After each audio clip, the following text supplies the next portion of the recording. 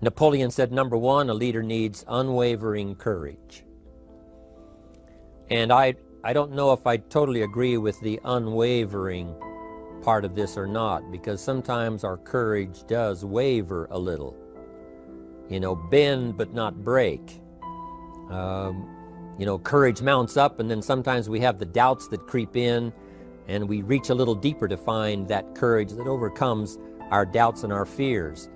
So I would probably debate a little bit with Napoleon on this unwavering courage, because sometimes courage does waver. But as long as it stays, as long as in the end there it is to serve you, the courage to do what you didn't think you could do, the courage to step into territory that might be a little unfamiliar, the courage to talk to somebody you don't know, the courage to attempt conducting a meeting, the courage to give your first testimonial, the courage to, you know, solve problems you couldn't solve before, that kind of courage. The courage to stand up when it's sort of dark in your corner, the courage to do it when it isn't going your way, seemingly. The courage to try to have a good day in the midst of a bad day, that kind of courage. Wavering a little at times, yes, because we all have doubts that attack us. We all have small fears that creep in. That is the nature of life. But that's what faith is all about. That's what courage is all about. To serve us when our doubts will not serve us well. Faith to overcome fear, and courage to overcome our doubts. But that is a good quality, a good attribute for a leader, and that's unwavering courage. Second, Napoleon said, self-control. That, of course, is the very essence of life itself, is self-control. Because we all have this warfare going on. You know, it's going on in the world, the warfare between liberty and tyranny. In our own body, the warfare between health and illness, the struggle is on. The struggle between light and darkness, the struggle between good and evil. I call it opposites in conflict. And as soon as you're born into the world, as soon as you find yourself and discover yourself on this spinning planet headed somewhere, you know that this exists. To be a civilized society, we must drive the dark side of our nature into a small corner and let the positive side flourish. Early, we must learn to exercise self-control. Power is a wonderful thing, but it must be exercised properly. It must be exercised to benefit and not to destruction.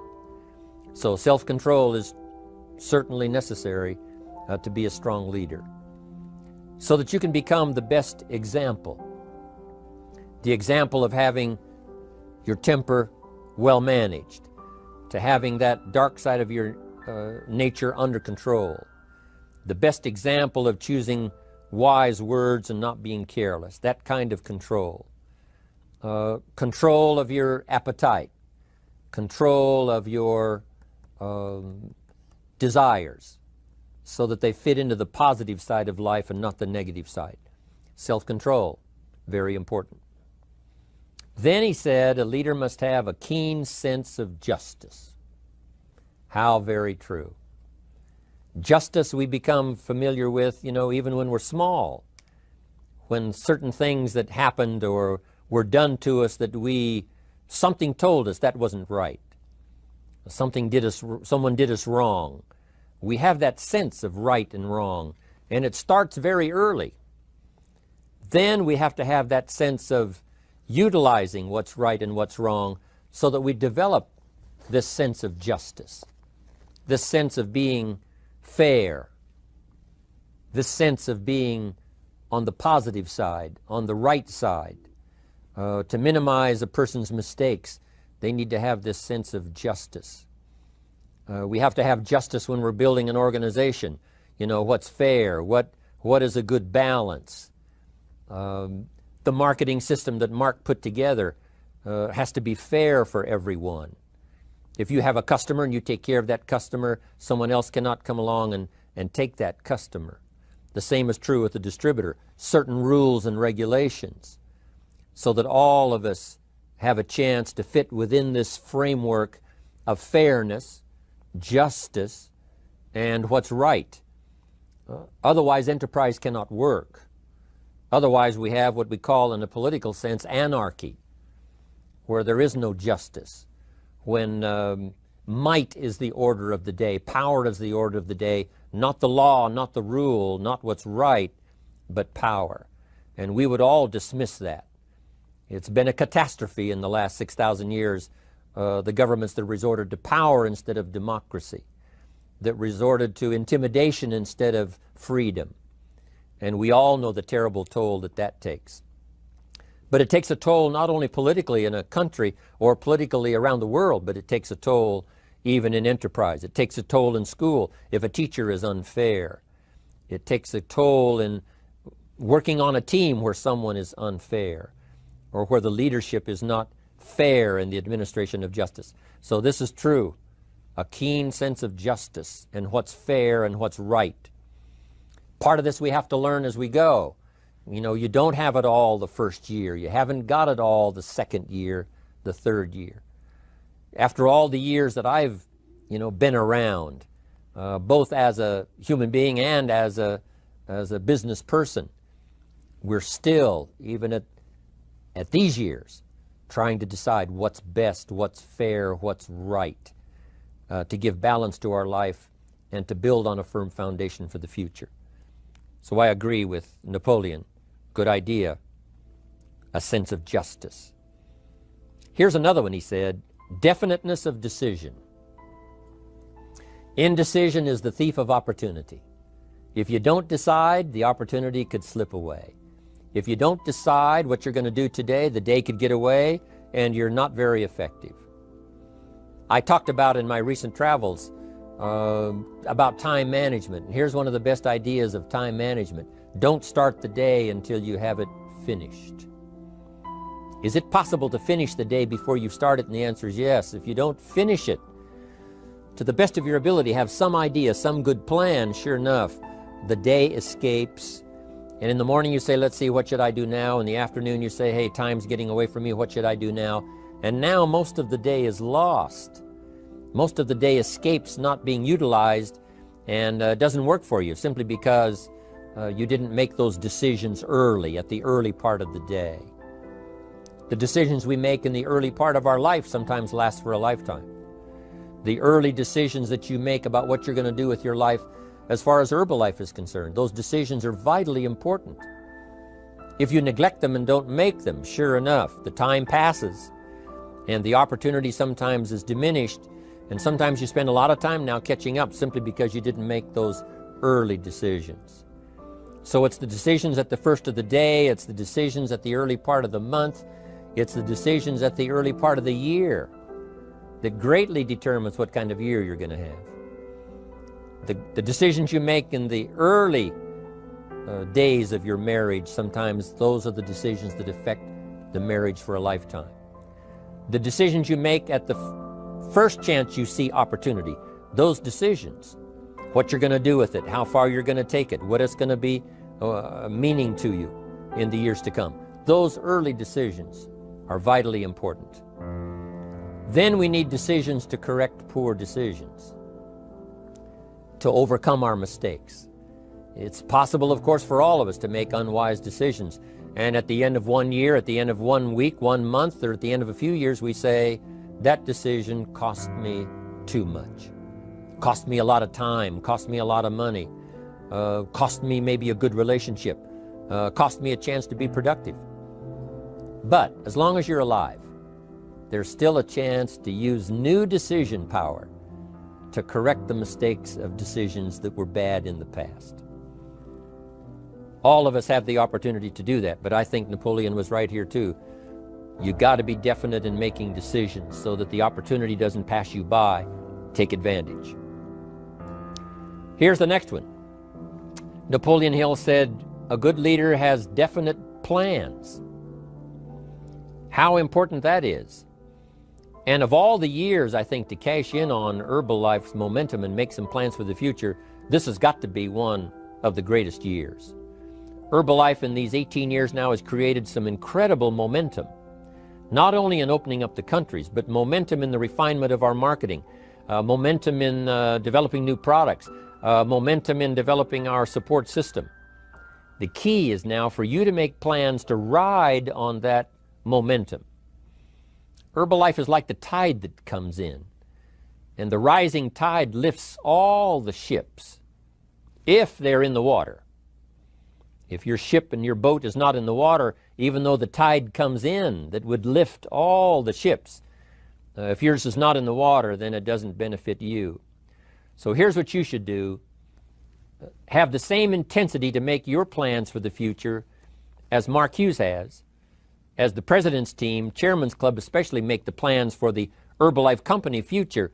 You've got to now make your plans. Don't let this momentum pass you by. Don't let this momentum go uncashed in on. Don't let it be like a lost cause for you. And maybe you've, because of the lack of plans, have lost a month or two, or you've lost a week or two, or maybe you've lost a year and you were 10% effective instead of 100%. Now's the time to change all that and start making some plans. Your Herbalife plans, they're vitally important. You might as well cash in on the Herbalife plans for world expansion, the Herbalife plans for expansion within your country, the Herbalife plans for the expansion of the business, the incentives. Cash in on that, capture that, and say, I've got to have some plans that match Herbalife. Not necessarily match Herbalife in numbers, but that can match Herbalife in momentum, that can match Herbalife in cashing in on the opportunity, your plans for Herbalife expansion. You got to have some plans for your family, right? You got to take your family along, don't leave them out. One of the challenges all of us have in making our plans is how to balance everything. To make sure that we don't regret at the end of the year, I spent too much time on that. I spent too much money. And then if you have, say, how can I not do that again? And construct some better plans so that you won't have any regrets at the end of a year to come, 5 years to come, 3 or 4, 5 years to come. Definite plans. The plans for the use of your money. One thing I've admired about Mark Hughes since I've met him all those years ago, once he started becoming successful, he had a splendid plan, not only for his personal success in terms of financial security, but in terms of the company. Because Mark has to look after the company and make sure that the company is secure, that the company has plenty of reserves, so that no matter what happens around the world, and when you're doing business in 37 countries, you can imagine what the challenge is to make sure the plans for each country are there. The backup plans, the financial plans, as well as products and opportunity and marketing. It is a challenge beyond comprehension to most of us what kind of planning that takes in terms of trying to make Herbalife secure for the future. I described it in one of the summit classes as Mark takes the same pledge that the President of the United States takes, and that is to preserve and protect and defend the Constitution, says the President. But Mark has to preserve and protect and defend the company to make sure it's viable, not just in America where it started, but all around the world in each country. It's an awesome responsibility. But now for you, your plans to be financially secure. If you're starting to make some big money in Herbalife, I'm telling you, you got to have a good plan for your resources so that you find yourself secure regardless of what happens. I agree with Napoleon here. You got to have good plans.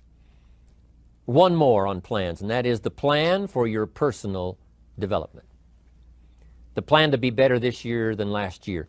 The plan to take the classes, attend the workshops, do everything you possibly can to show personal progress, not just financial progress, not just the progress of having one more car or one more home, but the progress of personality, the progress of communication skills, the progress of recruiting skills, the progress in how to deal with people, progress in using your influence so that it multiplies its power by 5 by 10 versus what it used to be. You need those kind of plans.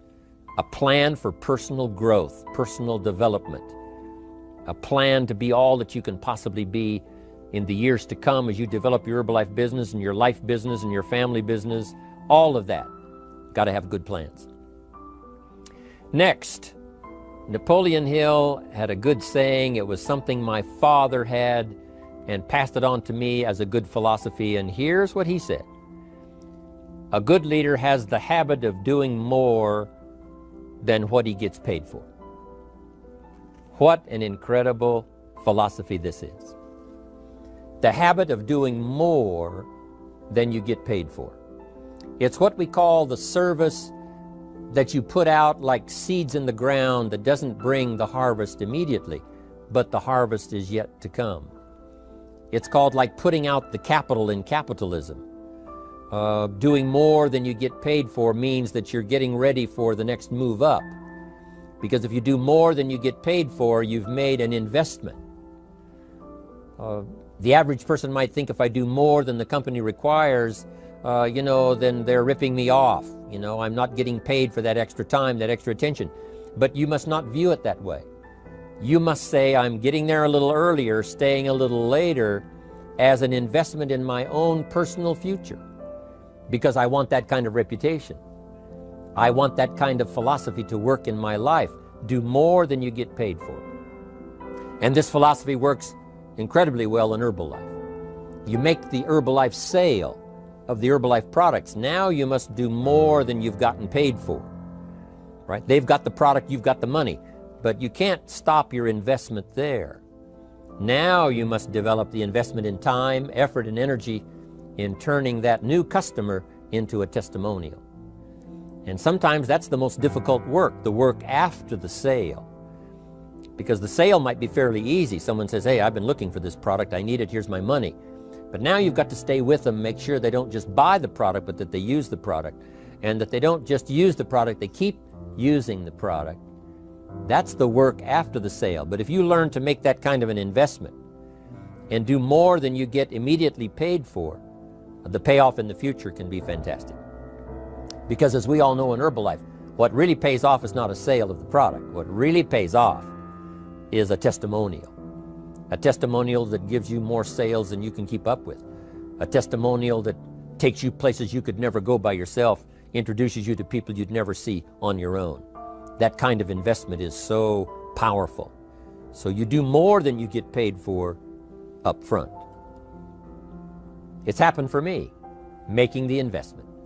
When I first started lecturing 36 years ago, I talked to high school classes, college classes, service clubs, and I gave it all away.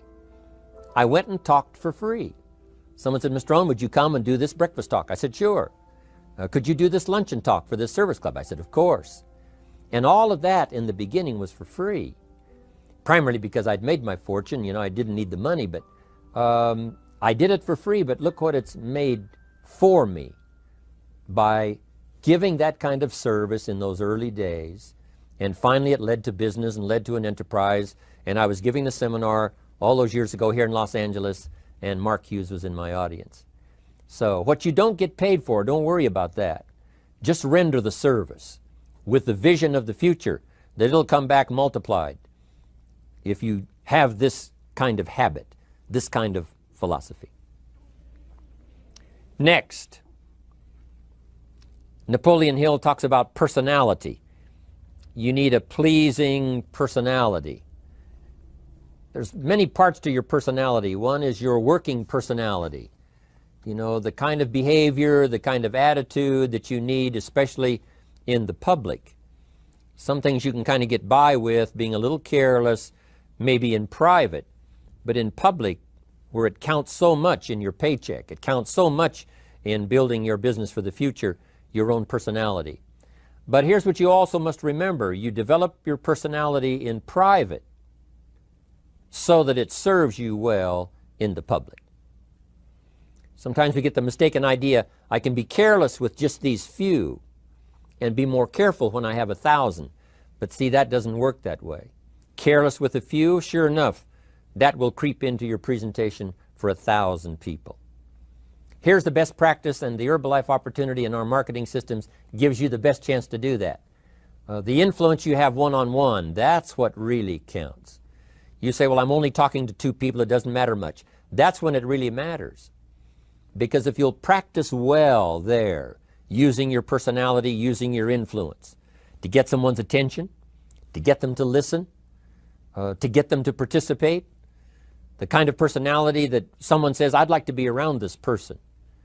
They're unusual. They're not like the average person I meet on my everyday experience. That kind of personality. But you've got to practice it behind the scenes. You've got to practice it one-on-one. And if you're effective one-on-one, 1-on-3, 1-on-5, I promise you, that will get you ready to now perform with the kind of personality, the kind of charisma that wins people when you're in front of 500 people, 1,000 people, 5,000. So this is a good point, working on your personality. Here's the best gift you can give someone, and that's the gift of attention. Attention is so powerful. When I was a young man, I met Nelson Rockefeller, one of the richest men in America at that time.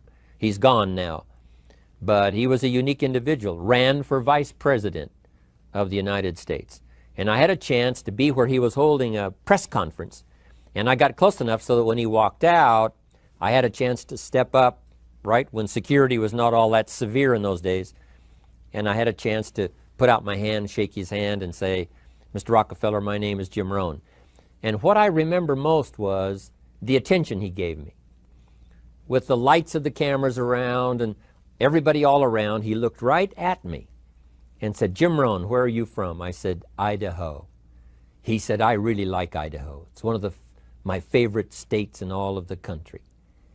And for just a few seconds, he gave me his attention, shook my hand. I'll never forget the handshake, right? One of those multi-million-dollar handshakes. But I'll never forget that personal attention he gave me, just for a few seconds. It was powerful. Made an impression on me that's lasted until this day. That's why I remember to tell the story. So, same thing you can learn to do. Utilize your personality, utilize your influence, give people the gift of attention. Here's the rest of my list now as we finish up. Next, Napoleon Hill said a leader needs sympathy and understanding. We have to develop that early in our lives. All of our lives, we have to look at those that are less fortunate than we are, those who need a helping hand, and especially now we learn to look at those who need an opportunity, those who need a change in their health, those who need a change in their life and in their lifestyle. It's this kind of sympathy and understanding that drove Mark Hughes to construct the company. It took that kind of understanding, that kind of sympathy, that kind of deep emotional feeling. Then Mark understood what it meant to be poor. He understood what it meant not to have. He understood what it meant to be short on finances, on resources. He understood what it meant to lack, a full formal education. He knew all of those lacks. And instead of crying about it, he said, what I will do is change it for myself, and then I'll help other people that have the same challenge. Lack of education, lack of the money, lack of the resources, lack of good health, faced with all kinds of difficulties they can't solve. I'll get mine solved, and then I'll be strong enough and have the skills to where I can help other people. That kind of leadership quality is so powerful. That kind of understanding. Here's the next one. A leader must have, Napoleon said, a mastery of the details. How very true. All can be lost with just a couple of missing details. On the trip to the moon, everything has to work, right? There's several thousand moving parts. There's several thousand pieces to the project of getting to the moon and coming back, and all of them have to work. You can't have 10% of them working, 90% or 80%. They've all got to work. And then there's the backup systems for something if something goes wrong to back it up.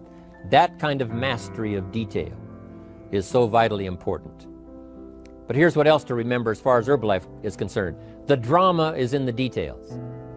Someone says, I lost 30 pounds. Well, 30 pounds is 30 pounds, but that's not the drama. The drama is, where were you before you found Herbalife? How did you feel? What kind of circumstances? Now someone begins to give us some of the details. And then after they've lost the weight, now how they feel, now their self-confidence has been restored. Now they feel better about themselves. The drama is in the details. But this is also important in the details of your day, the details of your business, the details of good communication. Master the details. Good advice, Napoleon Hill. Now here's the next three. Willingness to assume full responsibility. All of us have been taught that, especially these Herbalife years, to take full 100% responsibility. Mark Hughes says, what happened to me might not have been my responsibility, but what I do about it is my full responsibility. I've had some things, some people did me wrong. In his first couple of business experiences, he was done wrong. Some people ran off with the money. He was left holding the bag. But he said, that's what happened. And I was not responsible for what happened. But I am responsible for saying to myself, now, what am I going to do about what's happened? If a hailstorm destroys the farmer's crop, he wasn't responsible for that. But his responsibility now begins when the hailstorm is over, when he asks the question of himself, what should I do now? Now that this catastrophe is over, now that the damage is done, now what should I do about it? And a philosophy I've taught all these years, it's not what happens to you that determines your future. It's what you do about what happens that determines your future. And this is a major part of it, accepting full responsibility. If you've got an organization, you're conducting meetings, and you're the leader, the responsibility ends with you. Someone else may mess up, make some mistakes, still your responsibility. Some things over which you have no control, understandable. But what you do about it now, how you fix it, the diplomacy you use, the strategy you use, that's the kind of responsibility now that depends on you. Also, you've got to be responsible for your future. Nobody's going to fix it. No one else is going to design it. No one else is going to come along and say, hey, I will make sure it all works well for you. You've got to take all the input, you've got to take all the testimonials, all the teaching, all the training, all the influence, then you've got to have the responsibility of designing your life. You can design a life of prosperity, or you can design a life just to coast and get by. The responsibility belongs to you. Now here's the last two. Next is cooperation. One of the great things we learn in Herbalife is how to cooperate so that we take advantage of each other's ideas, we take advantage of each other's input, we take advantage of each other's enthusiasm, we take advantage of each other's testimonial, and we take advantage of each other's willingness to grow. That kind of cooperation has built Herbalife. In those early days, Mark got the group together. Jerry Shatanovich, Doug Stuntz, the rest, and made some plans to cooperate. Said, no telling what kind of powerful meetings we can have if we work together. No telling how many people we can affect, even right away, if we work together. You do this part, you do this part, I'll do this part, we'll make it work together, and we'll get the ball rolling. There's an ancient phrase that says, if two or three agree, nothing is impossible. If they agree on the same project, if they agree on the same vision, if they agree on how to get there, I'm telling you, nothing is impossible. Nothing can stand in their way. Just two or three. What's exciting about Herbalife is now we have more than two or three. The president's team now is well populated. Even the chairman's club is growing. The millionaire team is awesome in its numbers as well as in its power. And the cooperation between all of us on the tabulator teams, as distributors, home office, support staff, 15th floor, wherever we come from. If we cooperate, there's nothing we can't do. There isn't anyone we can't touch. There is no country we can't finally get to with this incredible story. Cooperation. That's why I'm here, wanting to do my part, HBN, send out some ideas, give you some notes to take, something to think about and ponder, something to talk about with the people that you associate with and are building your business. That kind of cooperation is going to make this a powerful year. It'll get us to the 2 billion, 3 billion, 5 billion. But it'll get us to much more than just those numbers. It'll get us to a place of honor, respect, prestige, influence, feeling good about ourselves for the hard work that we're doing, cooperating with each other. I want to cooperate with you, helping build your business. All of us cooperate with the support system of Herbalife. We're on our way. We will have the billions. We'll have the stories. We'll have the experiences. Now here's the last one. Napoleon Hill said, a major attribute of leadership is vision. Vision is in many parts. One, a vision for your own course to follow. A vision for you, for yourself. A vision for your financial future. A vision for your health. A vision for your wealth. A vision for you to latch onto and make something out of. A vision for your family. Because vision must now lift others as well as ourselves. Guess what our family is counting on? That we'll be able to see things that at first they cannot see. That we'll be able to look further into the future than perhaps they will be able to look. The same is true with your organization, the people that are around you. They're counting on your vision. Perhaps you've been there a little longer than they have. Maybe you've been there a lot longer than they have. And they will look to you to help them see things that they can't see in the beginning. And if you will do that, develop that attribute of leadership, I'm telling you, you'll have such a dramatic effect on your organization, it will be unbelievable. A vision for yourself, a vision for your family, a vision for your organization, a vision for the people that you're close to. The old prophet said, without vision, we die. We perish. Unless we can see into the future, life loses its meaning. Unless we can look further than just where we are at the moment, then we have no reason for faith, no reason for activity. But if we'll develop this skill, beyond any other skill, I'm telling you, it will help us touch people because they'll want to be around us because we have this look into the future. Not only the short-range vision of what we're going to do this week, this month, this year, but the long-range vision like Mark has, taking us to the 5 billion. You can have a vision that will take your organization into the future and bless everybody with success.